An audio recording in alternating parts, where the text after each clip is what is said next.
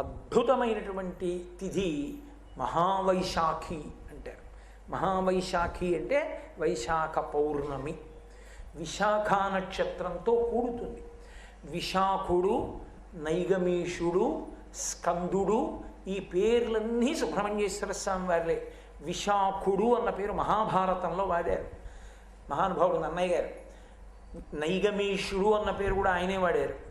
విశాఖపట్టణము సుబ్రహ్మణ్యారాధనము చేత ఆ పట్టణానికి ఆ పేరు వచ్చింది.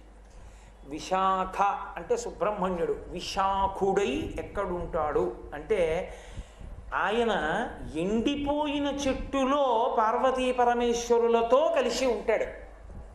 ఎలా అంటే ఎండిపోయిన చెట్టుని స్థాణువు అంటారు. స్థాణువు అది ఎండిపోయింది, ఇంకా స్థాణువులో నిలబడ్డాడు రా అంటారు. అంటే కదలిక ఉండదు. ఎందుకని?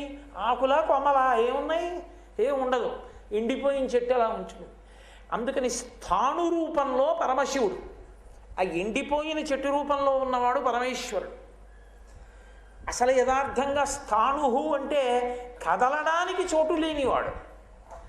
ఇప్పుడు నేనున్నాను అనుకోండి, ఇక్కడి నుంచి ఇక్కడ కదులుతాను.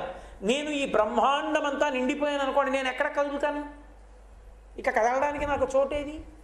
పరమశివుడికి స్థాణువు అని ఎందుకు వచ్చిందంటే ఆయన కదలడానికి చోటు లేదు, ఆయన అంతటా వ్యాపించిపోయి ఉంటాడు. అందుకే శంకరాచార్యులు వారు శివానంద లహరి చేస్తూ వస్తోద్ధూతకరౌ సహస్రకరత పుష్పార్చనే విష్ణుత అంటారు. నీకు నేను పంచెల్ చాప్ ఇవ్వనా? పంచెల్ చాప్ ఇవ్వడానికి నీకు చుట్టి తీసుకురావడానికి ఎంత పంచి ఉండాలి? నాకు సూర్య భగవానుడుకున్నట్టు అనంతమైన బాహువులు అటువంటి పంచి ఒకటి నేసి పట్టుకొచ్చి నీ చుట్టూ చుడతానన్నారు ఆయన. అంటే శివుడికి పంచెల్ చాపు నువ్వు ఇవ్వలేవని. కాబట్టి స్థాణువు అంతటా వ్యాపించినవాడు, స్థాణువు ఎండిపోయి కదలకుండా ఉండిపోయినవాడు. చూడండి, ఎవరు కదలకుండా అలా అడ్డంగా నించున్నాడు అనుకోండి, స్థాణువా ఏమి నువ్వు కదలమే అంటారు. పచ్చి చెట్టు కదులుతుంది, ఎండు చెట్టు ఎండిపోయింది అనుకోండి, ఆకులు లేవు, కదలదు. మరి స్థాణువు ఎండిపోయిన చెట్టు పరమశివుడైతే పరమశివుణ్ణి పరదేవత ఎన్నడూ విడిచిపెట్టదుగా అమ్మవారు. వాళ్ళిద్దరూ కలిసే ఉండాలిగా. మరి కలిసే ఉండాలంటే ఎండిపోయిన చెట్టు శివుడైతే అమ్మవారు ఎక్కడుంది ఇప్పుడు? అపర్ణ. అపర్ణ అంటే ఆకులు లేకపోవడం. ఆకులు లేనితనమే అమ్మవారు. ఆకులు లేనితనం అమ్మవారైతే మరి సుబ్రహ్మణ్యుడు ఎక్కడున్నాడు? విశాఖుడు. దాని కొమ్మలేవి? కొమ్మలు లేవు. ఆ కొమ్మలు లేనితనమే సుబ్రహ్మణ్యుడు. అందుకని విశాఖుడు అని పేరు. అందుకని విశాఖ నక్షత్రం కుమ్మరివాడు కుండలు చేసేటటువంటి పరికరం ఎలా ఉంటుందో గుండ్రంగా అలా ఉంటుంది. ఆ విశాఖ నక్షత్రంతో చంద్రుడు పౌర్ణమి నాడు కూడి ఉంటే వైశాఖ మాసం అని పిలుస్తాం. అది ఆ విశాఖ తత్వము ప్రకాశిస్తూ ఉంటుంది ఆ మాసంలో. అందుకే మీరు చూడండి, సాధారణంగా దేవాలయాలన్నిటిలో వార్షిక కళ్యాణాలన్నీ వైశాఖ మాసంలో ఉంటాయి. కారణం ఏమిటో తెలుసా? ఒక్కటే, విశాఖ అంటే శాఖలు లేనిది, కొమ్మలు లేనిది, తీగ. తీగ ఉట్టి తీగ కాదు, తెల్లని పువ్వులలోకెల్లా రాజైనటువంటి మల్లె పువ్వు పుట్టే తీగ ప్రవర్ధమానమై పువ్వులు పూసేటటువంటి కాలం.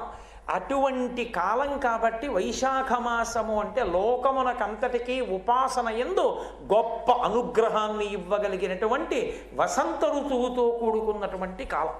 కాబట్టి అటువంటి కాలమునందు కళ్యాణాలన్నీ అప్పుడే జరుగుతాయి. సాధారణంగా వార్షిక కళ్యాణాలన్నీ వైశాఖ మాసంలోనే కనపడుతుంటాయి. అటువంటి నెలలో మహావైశాఖి అని పిలుస్తారు వైశాఖ పౌర్ణమిని. వైశాఖ పౌర్ణమి నాడు జీవుణ్ణి ఉద్ధరించుకోవడానికి ఒక గొప్ప అవకాశం వస్తుంది. ఏమిటి ఆ అవకాశం అంటే ఛత్రము, పాదుకలు, విసినికర్ర దానం చేస్తారు. ఛత్రం అంటే గొడుగు, పాదుకలంటే చెప్పులు, విసినికర్ర తాపం పోవడానికి విసురుకుంటారు.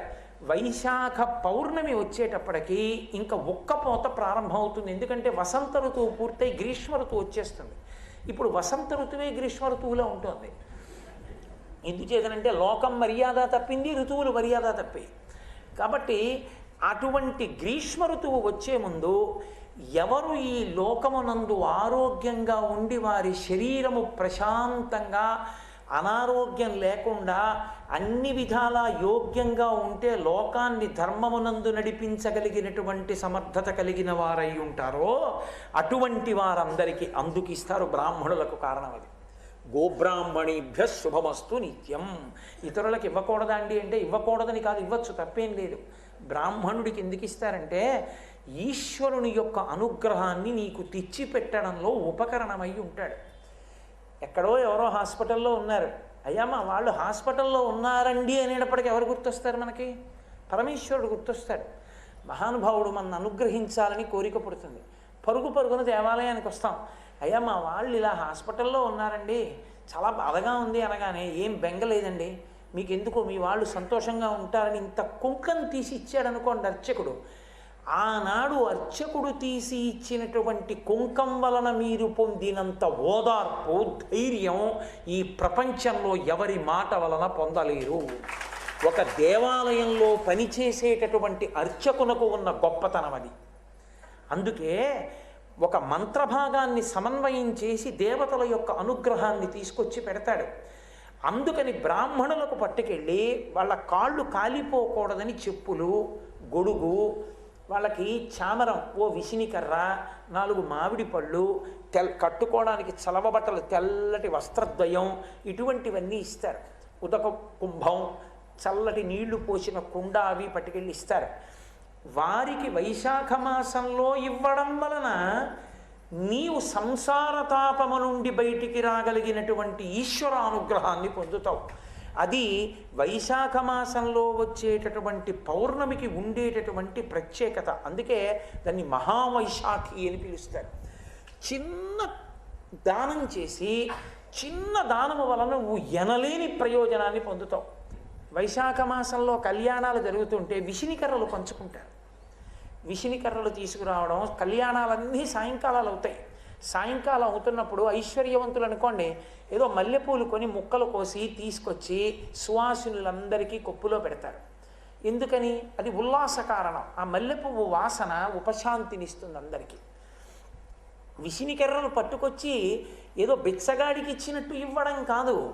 విసినికర్ర ఇచ్చేటప్పుడు విసినికర్ర పెట్టి వారికి విసిరి, ఆ విసినికర్ర మీద ఓ 2 మామిడి పళ్ళు ఏవో పెట్టి వాళ్ళకి ఇస్తారు. నువ్వు వాళ్ళకి విసినికర్ర ఇచ్చి నువ్వు విసురుకోమండం కాదు, నువ్వు విసరాలి. ఏమో ఏ మహానుభావుడు ఉన్నాడో అందులో, ఏ సదాశివ బ్రహ్మేంద్రుల వంటి వాడో ఉంటాడు, నీకు తెలియాలని ఎక్కడుంది? నువ్వు విసిరినటువంటి విసరడంలో ఆయన మహాత్ముడు అవునా కాదా పక్కన పెట్టు. దేవాలయ ప్రాంగణంలో కూర్చున్నాడు భక్తుడు, అందుకని నేను సేవ చేసుకుంటానని నువ్వు విసినికర్ర పెట్టి విసిరితే నీకు అనంతమైనటువంటి పుణ్యాన్ని, భాగవత సేవ చేశావని నీకు కల్పిస్తారు. ఇది మార్గశీర్ష మాసంలో ఓ పక్క నుంచి చలి ఎముకలు కొరుకొస్తుంటే పట్టుకొచ్చి నేను విసురుతానండి అంటే హడిలిపోతాడు అవతలవాడు. ఏ ఋతువునందు ఆ ఉపచారం.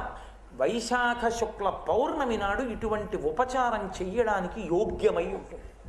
నువ్వు ఒకరికి ఉపచారం చేసి ఆత్మోన్నతిని పొందడానికి వీలులైన రీతిలో కాలం ఉంటుంది.